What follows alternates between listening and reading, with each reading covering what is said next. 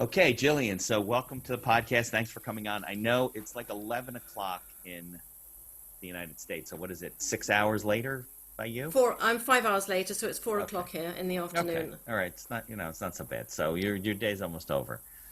Well, there's quite a bit left. Yeah. We have some big storms coming through today, so I don't think I'm getting out later. Oh, dear. Some tropical storms that are hitting the East Coast now. We actually had some sunshine today, which was great. Did you? I know you don't get a lot of that in London, right? So we met through a networking meeting, really ironically because of coronavirus, because we would have never met if it wasn't all these Zoom meetings that everyone's doing. Absolutely. But I not only found your story compelling, but the things that you do and the practical suggestions you have and the things you help your clients do for small business owners, I think is really valuable to the people that listen to the podcast and follow the podcast. So maybe we could start, go a little bit back, because I know you were in Canada and now you're in London and your whole background, and we'll tell your story for a little while, and then we'll get into business ideas and things like that. Does that sound good? Yep. Okay. So, I was born in the UK, raised and educated here. But I did French at university, so part of me was always very European, and I've spent chunks of time in Europe in probably the last 10, 15 years teaching marketing and business strategy on various MBA programs in Holland and in Prague. But before that, I was in Canada for almost 13 years, and I worked in corporate during the first few years. I was in Montreal. And after a year, I was hired to a big corporate role in Toronto as Director of Supplier Relations with a business travel company. Okay. And do you speak fluent French? Yes. Oui, monsieur. Okay. Je parle français couramment. Not that you don't have to always speak French in Canada, but a lot of people do, especially Montreal is French-Canadian, right? Well, that was one of the attractions for me, because I thought I can use my French out there. And also it could be a strong selling point in other provinces if I'm fluently bilingual. So that was one of the motivations for going. So you moved to Canada as an adult. It wasn't like your family relocated you. No, I was much older to move out there, but I basically had been sent to France to manage the closure of a company, and I'd been there for 18 months, but the finance director in the company back in the UK had changed, and I thought, well, the new guy doesn't know me, and he might not actually want to know me because he's got other people in corporate finance, so I need to have a plan B, and plan B was to apply to emigrate to Canada. I mean, But that was, you were in France working for a UK company. Yeah. Okay, got it. And so I applied I'm a little slow. I got to follow things. So. I applied to emigrate to Canada, and it was approved. Okay. And it was kind of my insurance policy, because I knew that Canada wasn't ageist, whereas the UK is. And anyway, long story short, I did end up going out to Canada. And maybe an element of that was because a lot of people said, oh, you'll never go. And it was my way of saying, well, I did just watch me. I'm on a plane with a one-way ticket to Montreal. So I was in Montreal for 9 months, and then I was headhunted to a job in Toronto.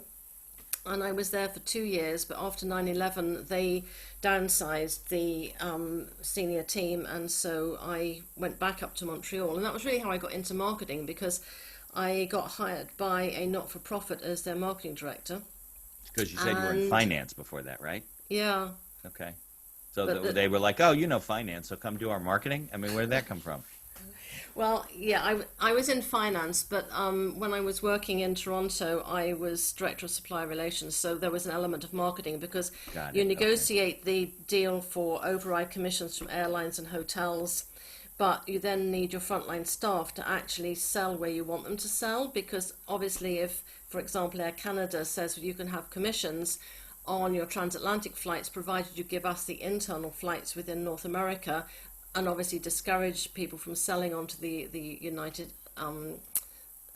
States Airlines, right? Then you need to get that message out to your frontline staff. So I actually had some marketing people working for me who were constantly sending information out to the hundreds of staff across Canada who were selling business travel, providing business travel services to executives and to those executives' assistants. Got it. To motivate and encourage them to, push Air Canada or whatever airline. That's when the travel business was a more robust business than it is today. But it wasn't so robust after 9/11, which was how I ended up leaving the job as Director of Supplier Relations to be replaced by a senior manager who cost less money.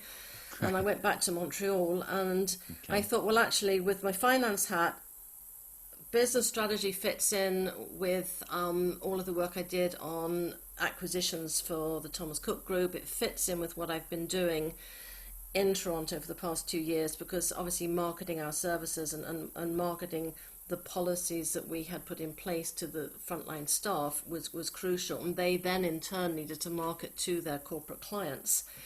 And we also did events for corporate clients and things. So I thought, well, this actually is quite logical. And this not-for-profit, we're looking for a marketing director. And, you know, hey, I was prepared to work for $15 an hour. So the guy was prepared to hire me. You worked for nothing. But you still had to make, I know this isn't about career change, but, you know, that's a pivot. So you have to kind of sell yourself and say, hey, this is why I think I'm a good candidate for this job, even though this is my background, right? So you had to make that whole pitch to them. Absolutely. And I mean, he was very keen to have somebody with my background because he was a savvy entrepreneur and he could see that I'd got other skills. So in fact, I ended up Director of Marketing. What was I? Marketing, sales and fundraising. And the sales was selling space in their magazine, because they produced a magazine on classical music and jazz every month, and indeed they still do. I'll give them a little plug. So they were a non-for-profit in Montreal, for the arts, basically. Absolutely. Okay. And they didn't get any funding from Canada Magazine Fund, and so their only source of income was either donations or selling ad space. And so the people that were selling the ad space worked for me. Got it. And I also did fundraising as well for them, so organising gala concerts as fundraisers, etc., etc. And you said this was in Montreal? Yeah. Okay. And I then did a marketing course at the university in Montreal in the evenings. So I got my certificate en gestion de marketing. Yes, very good. So at what's the big university there? McGill? Is that? McGill is the main one, and then you've got the private university Concordia. But in the French-speaking world, the University of Montreal is really big on sciences, medicines, and they've got the business school, l'École des Hautes Études Commerciales, which is a very prestigious business school. And I think in terms of MBAs, it's in the top 5 in Canada. So it was University of Montreal that you got your certificate at? It was, yes. Okay, very good. Because I know McGill is very large. It's like 70,000 students, right? It's very big. Yeah. And I was teaching one course at McGill. I was teaching business startups how to get business ideas, evaluate them, and get them to launch, which was a program I developed to sell online, and it was identified by McGill, and they invited me to teach it live, so I taught it live twice a year for about 3 or 4 years. So you're an adjunct professor. They use that term up there, too? Yeah. Yeah, okay. So you got a lot of things going on. You're building your career in marketing now. Very much, yes. Yeah. Although I'm flirting with the idea at the moment of trying to also help business become more resilient, because there's the marketing element of that, because you need to know your market, you need to know your target clients, you need to be communicating with them, you need them to be interacting with you, so you're getting feedback, you know what they need, what they want. You also need a very robust financial control of your business, because if you don't have those things in place, it's very, very hard when times get rough, and you need to perhaps pivot. Well, I think that what's going on now with the pandemic and everything brings your point home, right? A lot of small business owners don't think that way. They should, but they don't. They don't listen to us half the time. Now they're like, oh, maybe they're crying you're right. In the beer, yeah. Yeah, now necessity is the mother of invention, right? You have to be resilient. This will happen again. So then the question is, how are you prepared next time, and how you are going to listen to your clients, and then figure out how your customers want to do business with you, not how you want to do business with them. I think the people that were resilient just by nature, they're the ones that made the pivot now very quickly. Absolutely. Most small business owners are not. They're, I mean, in this area, I mean, in the town that I'm currently living in, which, as a courtesy to it, I perhaps will choose not to name, there were businesses that could have pivoted and they didn't. Right. So, for example, there's a wool shop, and they closed their doors, and I happened to be walking up the town after they were allowed to reopen, and saw the owner and said, bet you're glad to be open again. He said, yes. I said, so when you were in close down, what were you doing? Were you selling online? He said, oh, we weren't set up for it. Yeah. I said, oh, it only takes a few hours to do a website, and you could have done, kits. You could have done a sewing, of course. A kit. So you spend a whole day, let's say, doing it, right? What does it matter? Yeah. Yeah. Well, you don't even need to spend the day doing it. You sell it first, and then when somebody buys it, you go and get the size 8 knitting pins. You get the I was going to say recipe. You get the knitting pattern for it, and you put the wool in the thing, and Is that what it's it is? small It's a town. yarn store where they're selling, Yeah. for people that want to knit on their own, Yeah, or so you they're can knit selling. a sweater, a cardigan, So it's not socks, finished gloves, goods. They're whatever. selling the raw materials. Absolutely. Yeah, And right. So you say people it can't are be on hard. lockdown. People are on lockdown. They are bored. Right.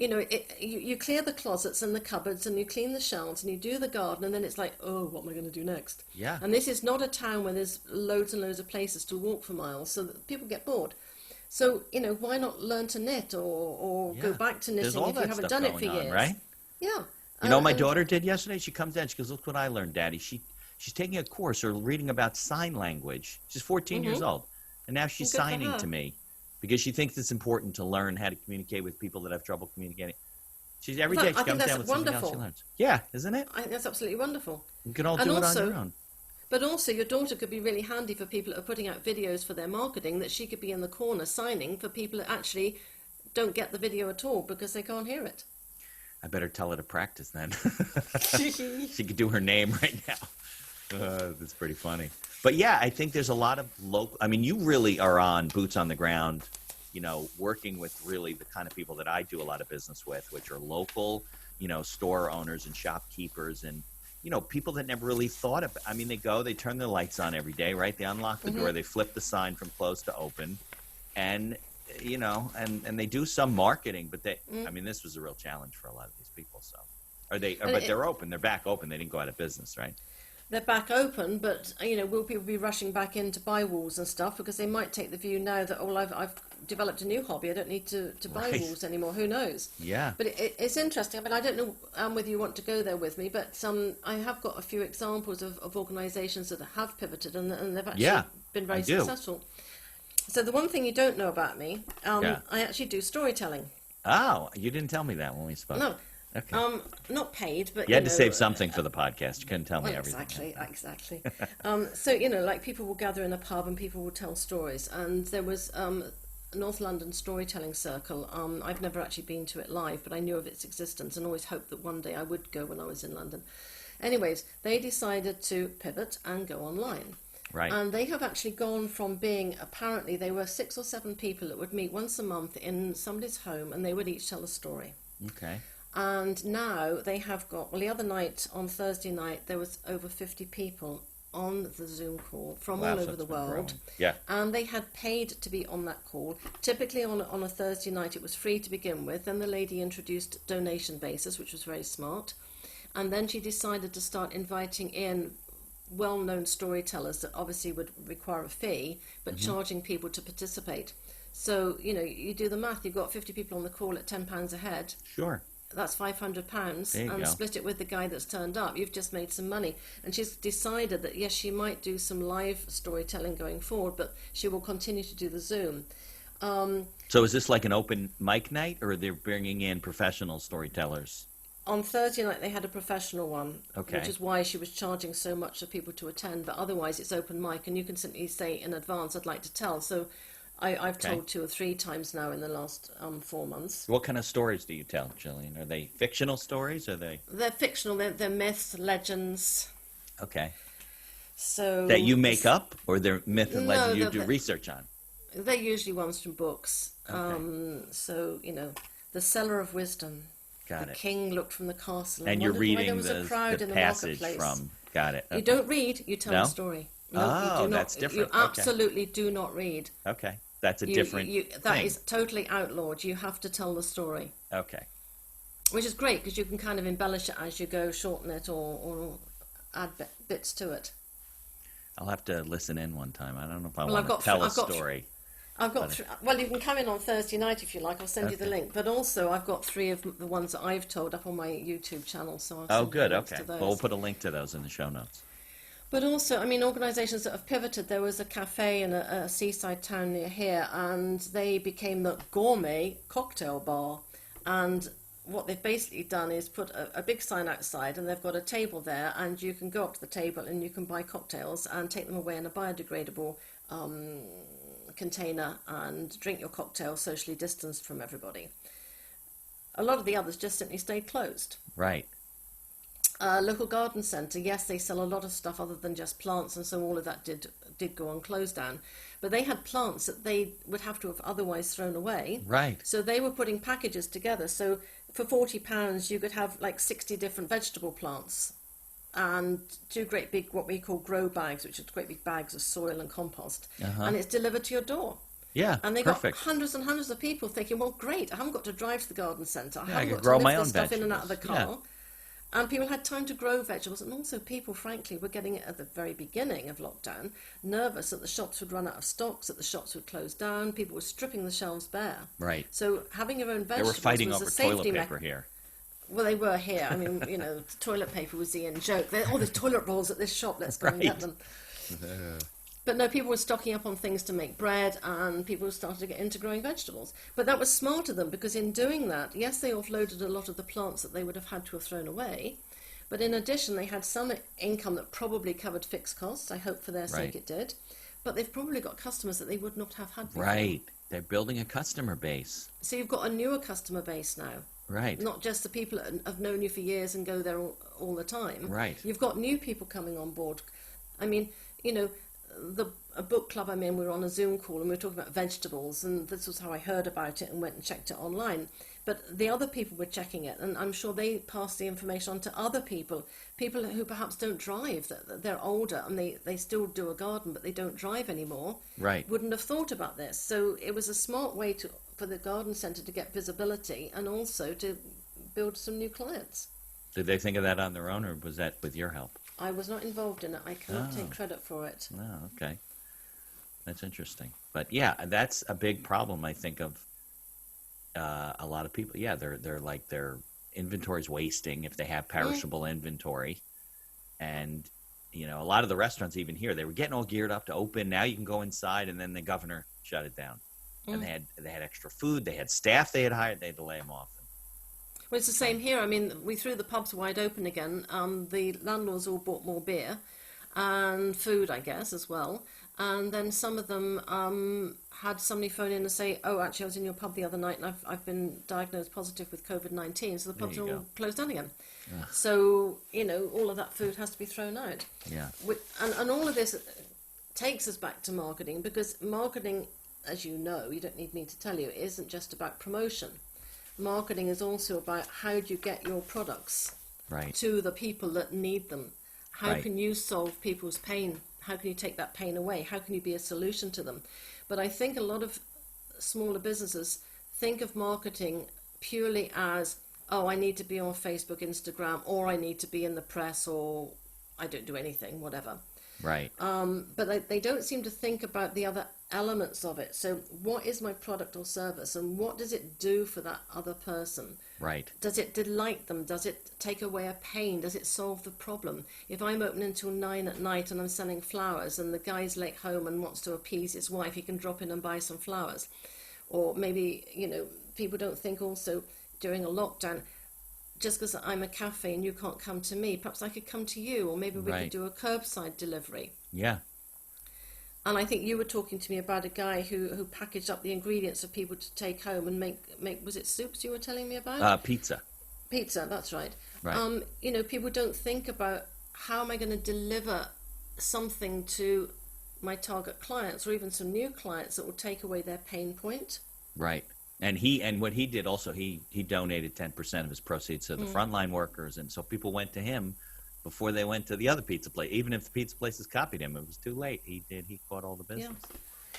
Yeah. I think people miss out, Gillian, that there's advertising and promotion, and marketing's a broader topic, and people they miss that.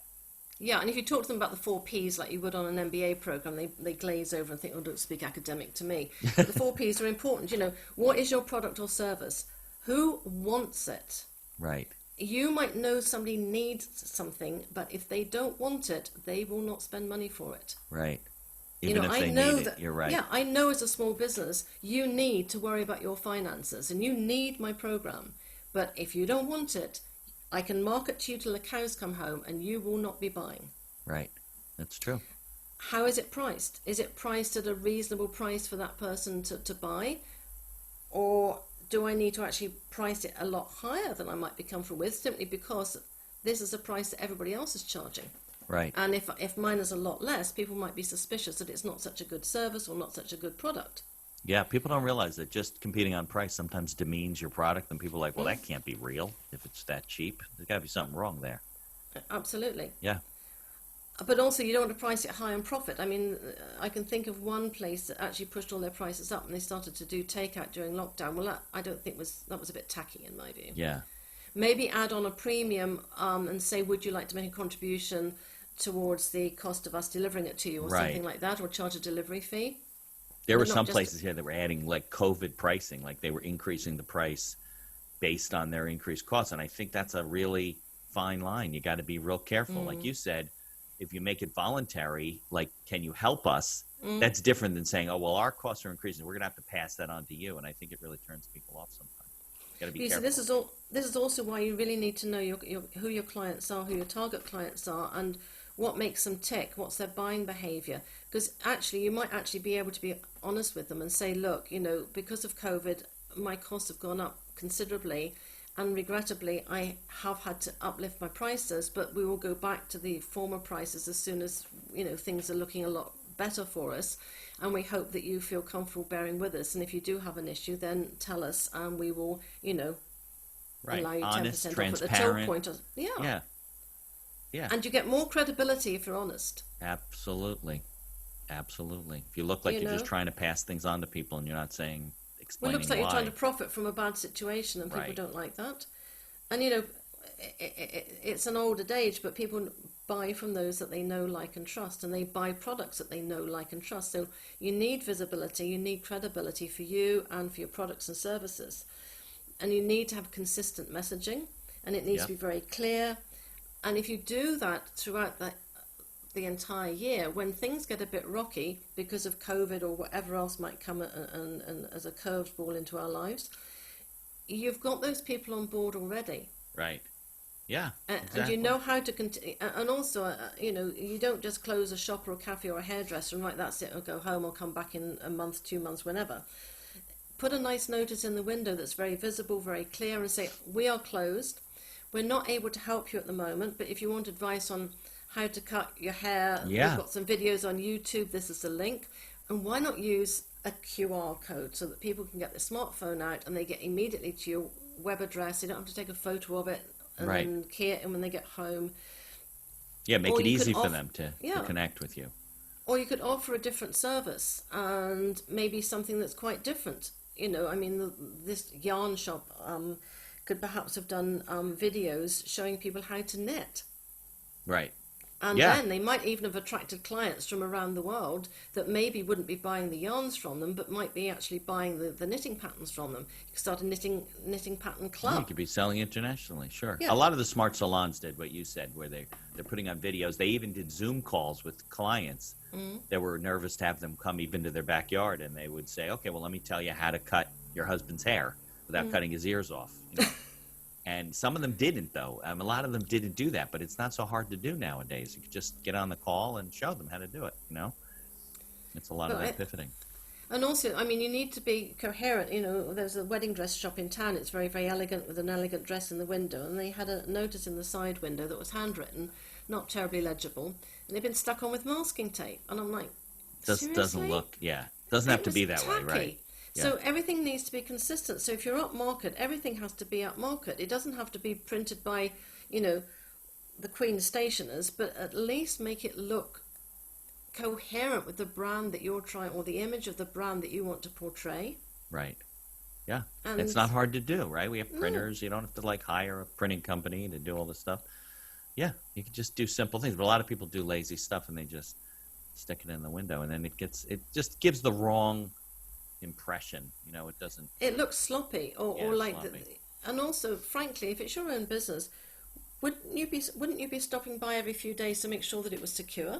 And therefore, wouldn't you notice that your notice in the window had actually faded in the sun?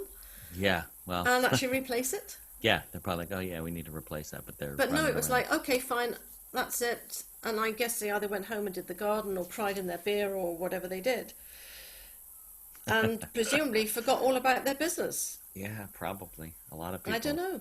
Yeah, I know. It was just remarkable that they weren't making the effort when, in fact, it was a great opportunity. And I think those that grabbed the opportunity, like the lady I'm telling you about from the Storytelling Club, I'm sure her motive to begin with was purely to be able to still tell stories and to help storytellers still have the opportunity to tell theirs. Right. And then I guess over time she saw that there was a business opportunity here, and very not delicately, but what's the word I want? It was gentle the way she did it. So we moved from free Right. to donation based, and then for professional storytellers, then there was a fee, and you can't come in if you haven't paid the fee. Right. And I'm sure she'll continue this as a business opportunity, and she's starting to give online courses in how to be a storyteller. Oh, yeah, there you go. So, but it doesn't feel as if she said, "Oh, there's an emergency. I can profit from this. I can make money from this." It was done in a very refined kind of way.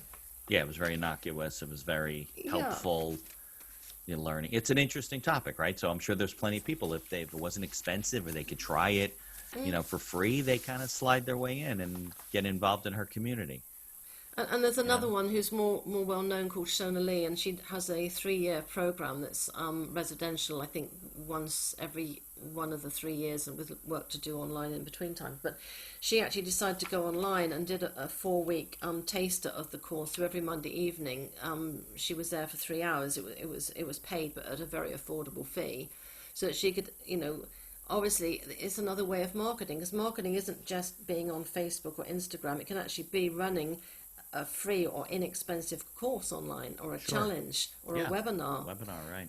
And especially now, it's easy. It's easy to do. And it's a great way for people. It's a great way for people to get to know, like, and trust you.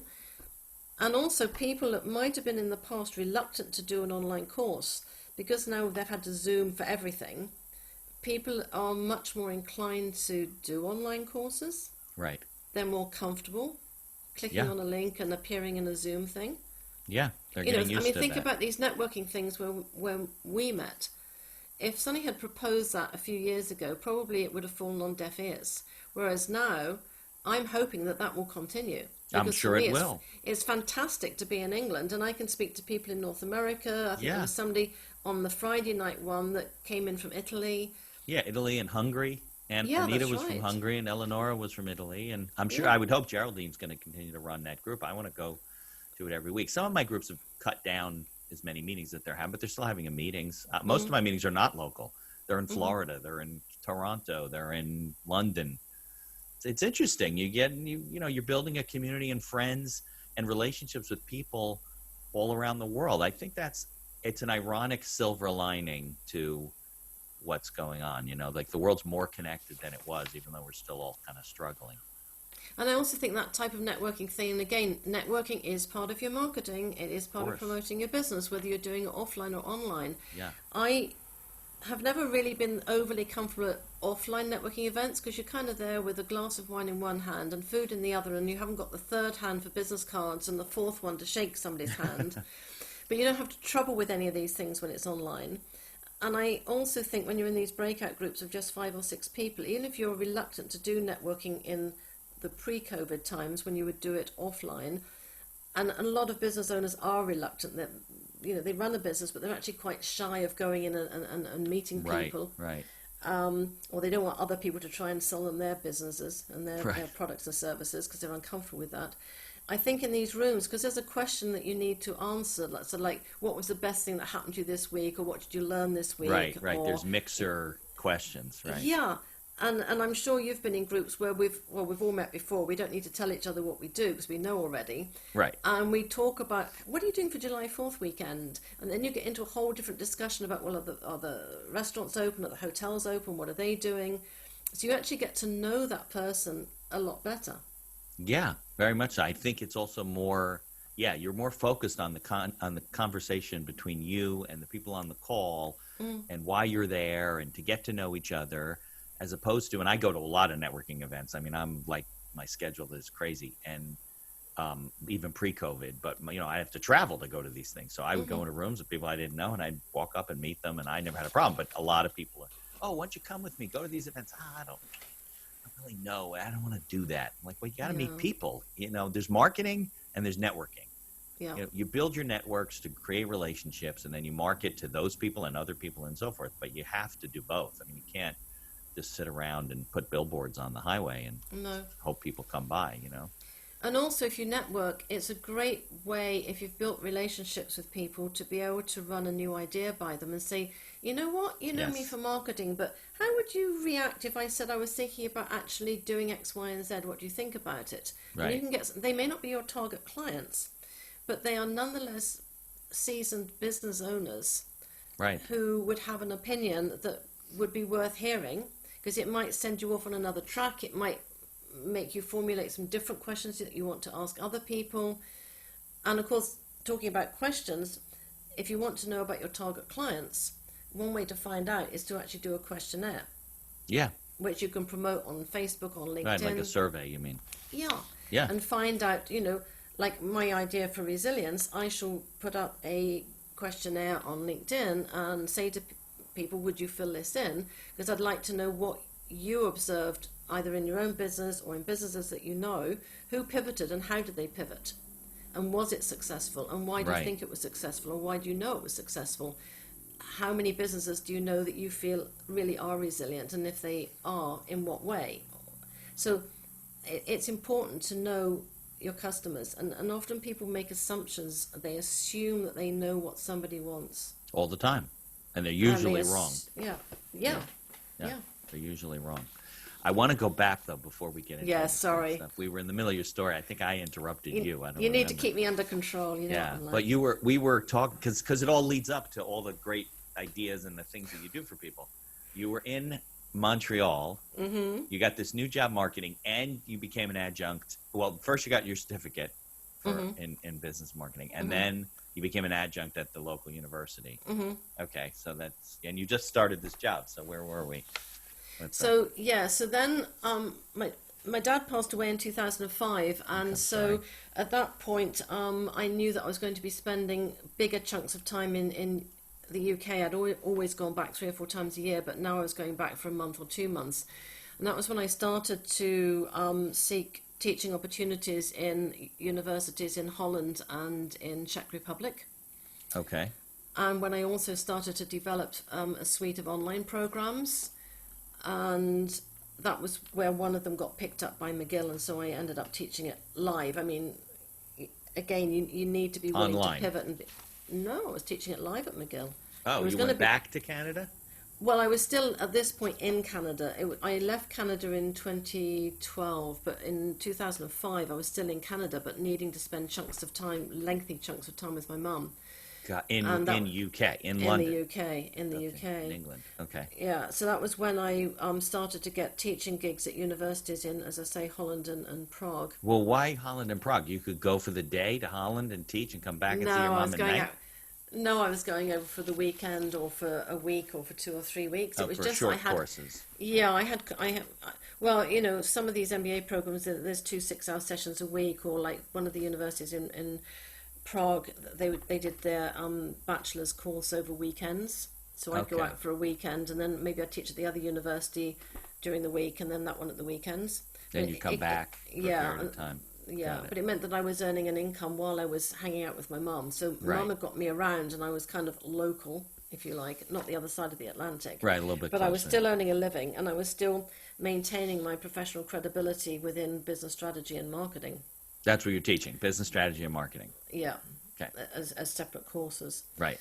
And then I developed a suite of programs that I had every intention of selling online, and one of them was noticed by the head of continuing studies at McGill, who asked me if I would be willing to teach it live. So I ended up teaching it live twice a year at McGill for about 3 or 4 years.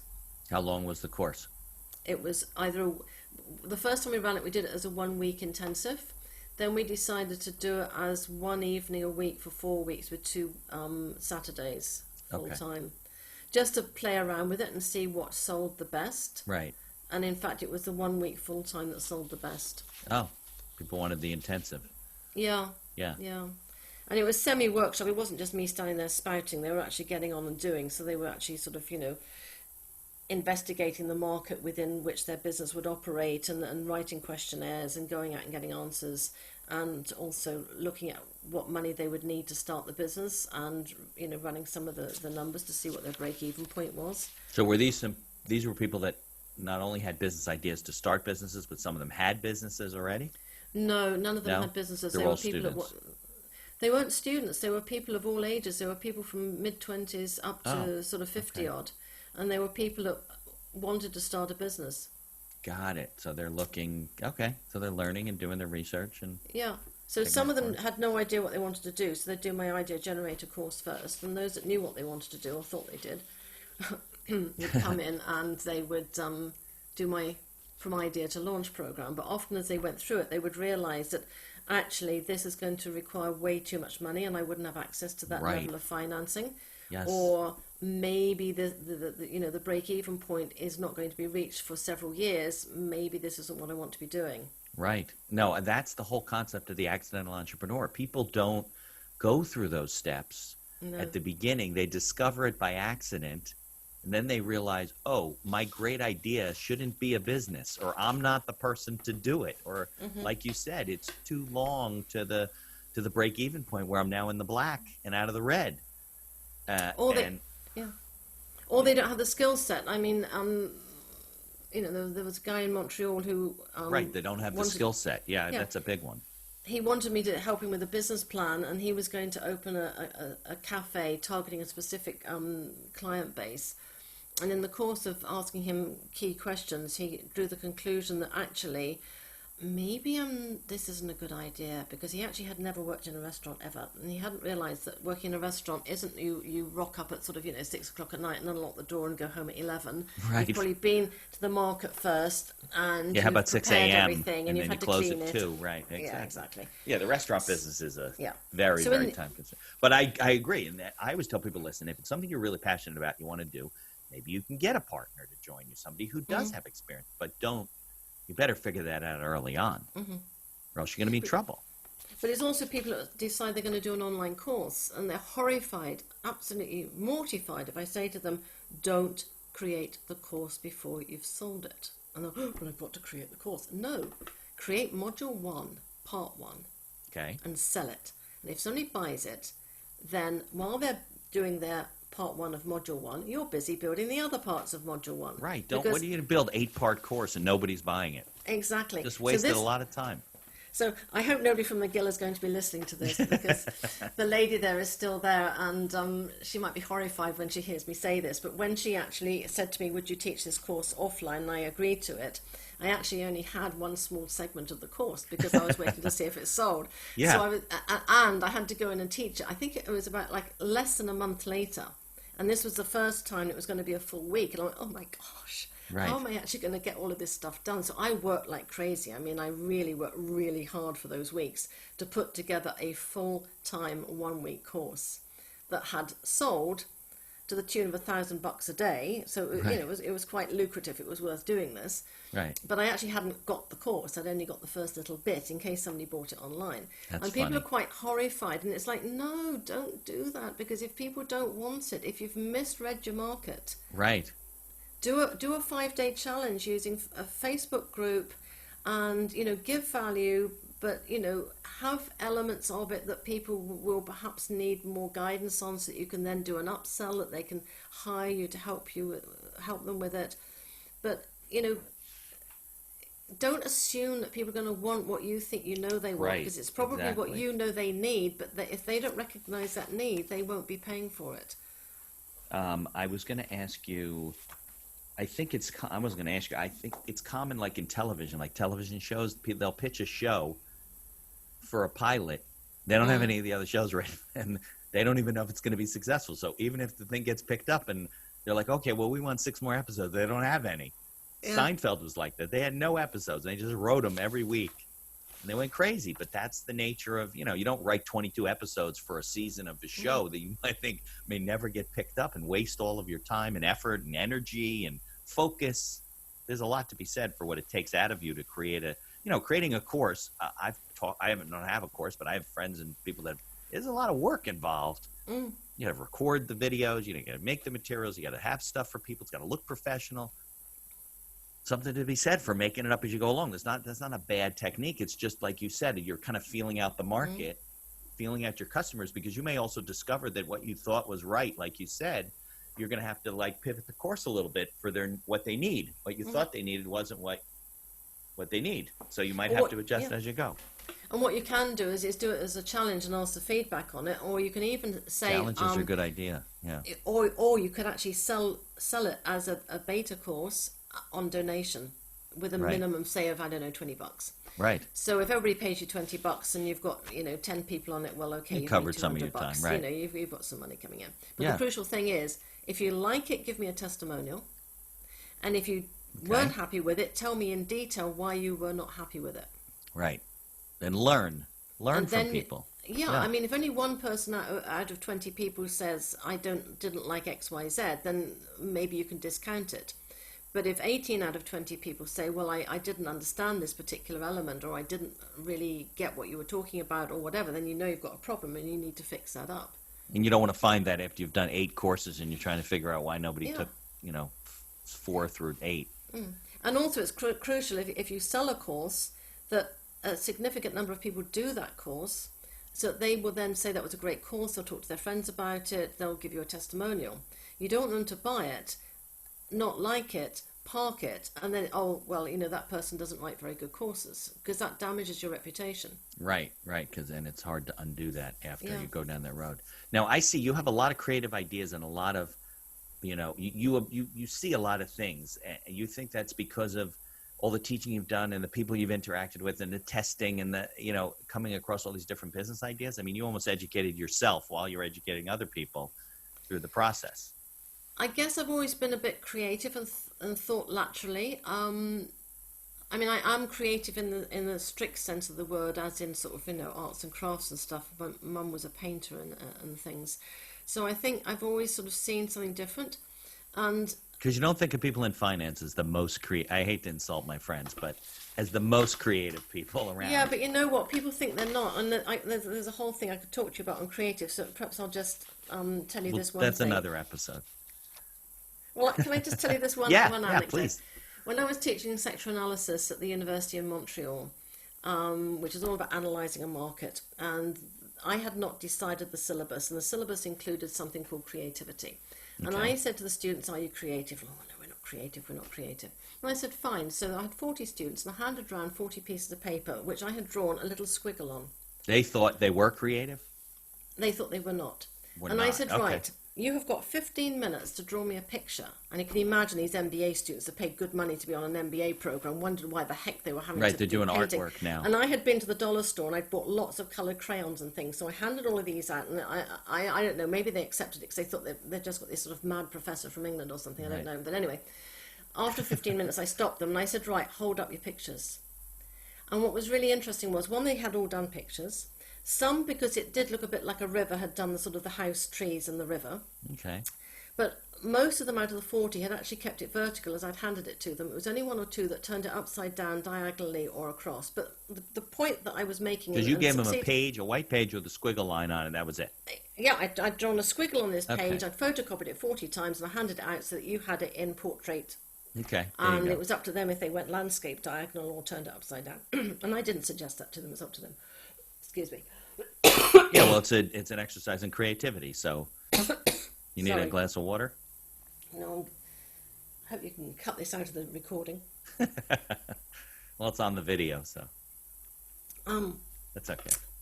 So the point I was making to them and succeeded in making was, what's all this rubbish about you're not creative? Because you have just been creative. Yeah. And you need to have ideas. If you're going to start a business, you need to understand the options in front of you. Right. And when you market that business, you need to be more creative. Think about something, because your unique selling proposition may not be actually your product or service. It might actually be the way in which you get it into the customer's hands, the way you distribute it to them. Right. Or it may be the way in which you actually promote it so that they become aware of it. Right. So, if you're a barber shop and it's winter time and the door's closed and you've got a crowded window that people don't actually realise that you're a barber shop, have an A-board outside Have a special event. Have mulled wine and mince pies at Christmas. Have sangria in the summer. Do Right. something special if you're in America on July 4th, or something special when it's Super Bowl or whatever. Yeah. Art gallery. Well, you've got all that space and people come in and they look at paintings and they go out again. But how about having a fashion show? And people come in, bring in young designers to do a fashion show, and while the people are there looking at the fashion They see show, the paintings. they see the paintings. But you also bring in the local caterer that wants to start a bit, or has just started a business, or wants to promote their business, doing, in-home catering for special events, canapes and such like. Maybe the local wine shop could bring some wines along. Maybe they'll let you have them at cost, but then they get the promotion. Oh, and while we're at it, let's get the press to come along, because actually it's in a really nice Georgian house, and we've got paintings on the wall, and we've got some of the artists there, we've got young fashion designers, we've got wine, we've got, nice things to eat. Everybody gets mentioned in the press article, so it's a win-win-win for everybody. Right, but a lot of people think vertically. They doesn't don't cost think, very much. I'll tell you a good story. There's a guy who's on my podcast. His name is Lou DiMartino. You can look him up. And he's got a business called, it's either Pour and Pedal or Pet. I think it's Pour and Pedal. So they were very interested. He and his partner were interested in wine and wineries. And they decided, the wineries need people to come and see their wineries in New Jersey and in Long Island. And they started this bike tour company that would, you go with your spouse or your significant other and you get on the bike and you bike to a couple of different wineries, and the wineries love it because you buy their wine or whatever. But then they realized that, well, we have different changes in seasons here. What are we going to do to help these people and to keep the business going in the off season? So they decided to have an event, like a festival type of a thing, right? Where they could sell tables, and the winery would come because they're not open in the wintertime. You wouldn't go there. And then they realized that the cheese people wanted to come, and the cracker people wanted to come, and all these other people wanted to come. And they realized that business was more lucrative than the other business, because there was all these people who were paying for all these tables, and it's just, it was kind of a thinking outside the box type of thing. What do we do, like you said, when we can't do business the regular way? Yeah. Call it the regular way. I don't know what that means, but I think also it's good to think about how the press might be interested in you, to try and get written about. A journalist wants something that's interesting, so maybe you could be the refugee that's arrived in Canada or wherever, and you've I don't know, maybe when you were back home you were a pediatrician or an oncologist or something. I mean, you can't work in that field anymore, but you've come up with a really great business idea which really helps other people, or something that would make it newsworthy. Right. And then you get free publicity. Yeah, and if you're not newsworthy, then align yourself with somebody who is. Right. So if somebody wants somebody to sponsor them. The local kids frisbee team or something, have your name on the back of their T-shirts and pay for all of their T-shirts for the season. Right. It doesn't have to cost a fortune. No, there's ways to do things that are PR related, that are inexpensive and good for the community, and sends a good message and puts you in good thoughts with people. Like the guy with the pizza, he's selling these pizza kits, and fine, okay, you're getting pizza, you're at home, whatever. But then he added the part that we'll give money to the frontline workers, and then a local produce delivery box company, which my son actually drives one of the trucks for. She delivers fresh produce to people's houses. So she partnered with him, providing vegetables to people and things like that. And her business has been booming, because then she said, well, people need other things. So she's delivering milk and eggs and pastas. And a lot of the farms that normally would sell to restaurants now have all this produce that they can't sell to restaurants. So her business has been booming, and people are getting vegetables and stuff directly at home they never got. So, the ones that are really pivoting are collaborative thinkers.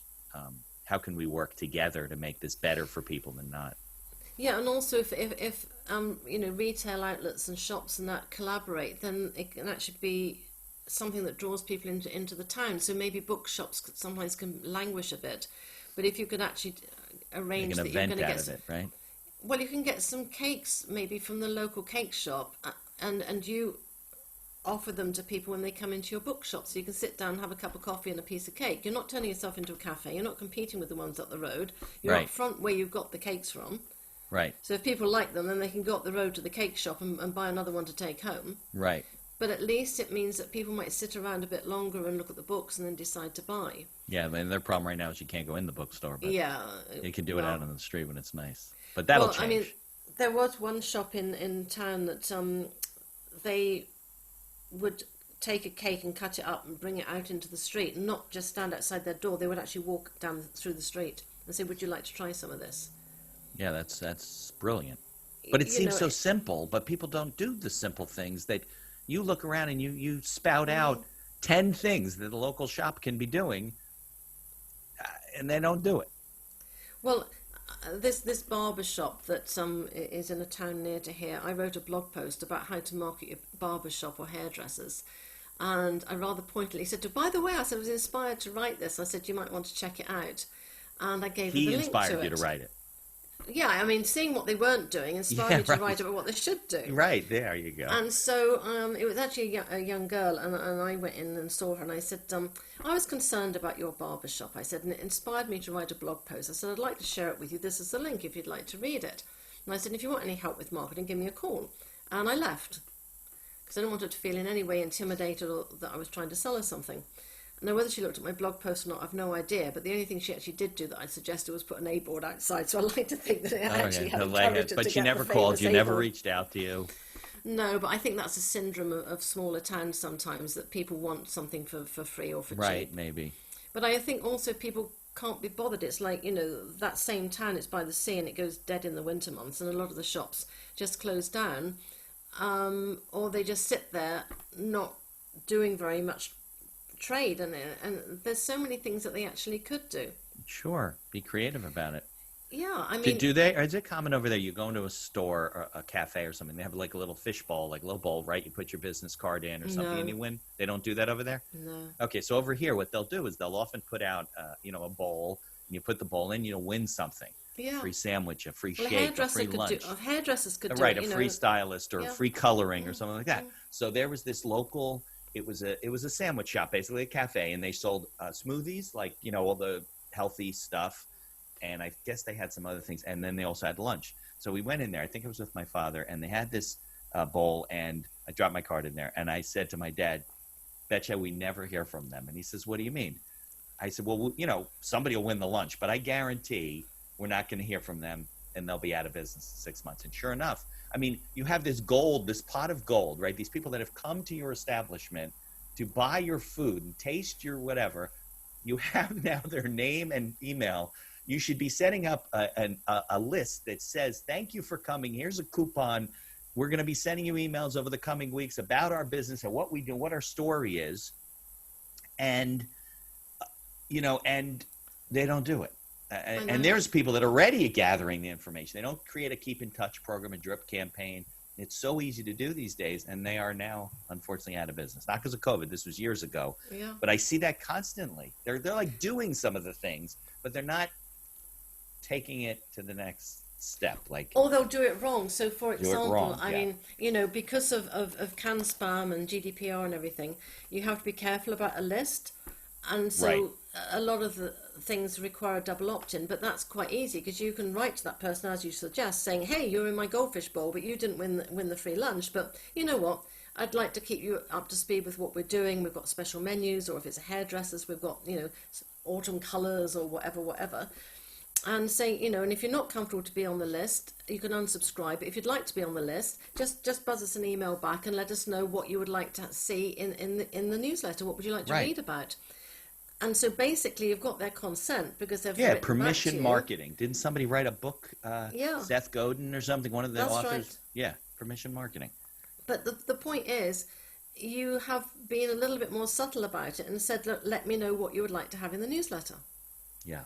Exactly. But they can never come back to you and say, "Oh, I didn't want to be on your list. You shouldn't be sending it to me." Well, you wrote to me. You said you wanted these things in the newsletter, so you're on my newsletter list. Yeah, there you go. I get people all the time, "Oh, you're unsubscribed. Get me off this list." I'm like, no problem. I always put in the emails, if you're having trouble unsubscribing, just send us a note and we'll take you off the list. It's no problem. And I know we've been on the call for a long time, but one of the reasons why I wanted to have you on is because you have so many good ideas for small business owners from a creative standpoint and an observation standpoint, a lot of it because of your experience. But I wanted to know, and you could tell people, and we'll also put it in the show notes, you're in London and I'm in the United States, but I think people all over can learn from you. So how can they like connect with you, interact with you, get on your mailing list, whatever you do? How can they do that? Well, I have a website which is www.gspconsult, all one Okay. word, .com. Okay.